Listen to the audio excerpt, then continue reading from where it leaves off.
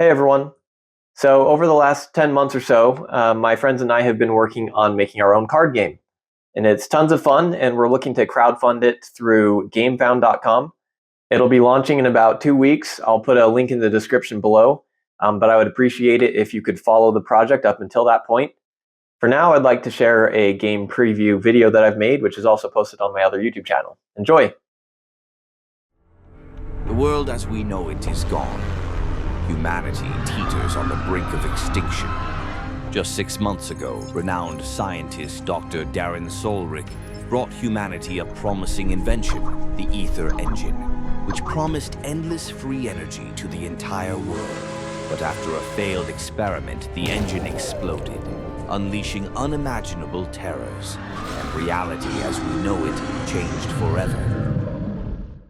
Welcome to Rust and Rebellion, a competitive survival strategy game where players take on the role of community leaders, each guiding a group of survivors through one of 10 uniquely terrifying apocalypses. From rampaging kaiju to mechanized swarms, elemental golems, and more, the threats are relentless. At the beginning of each game, players will randomly select an apocalypse. The card will dictate the type of apocalypse and monsters you are faced with, the starting conditions, and the win conditions for the entire party.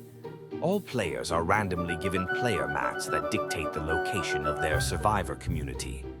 Each location offers unique advantages over other locations.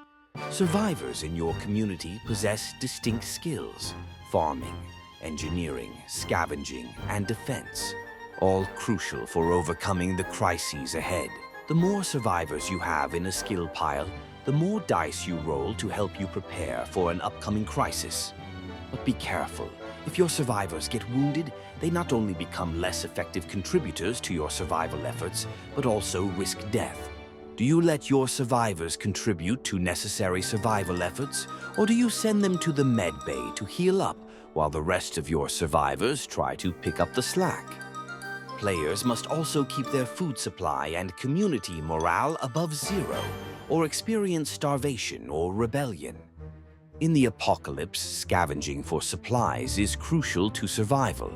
Each player will have various opportunities to get scavenge cards that offer a wide variety of benefits to your community, or allow you to hurt opposing players who may be trying to take you down. But beware, you might be hit with an unexpected event that could mean chaos or death to your survivors and your community. At the end of each round, a player will read a crisis card, and the entire party must deal with its effects.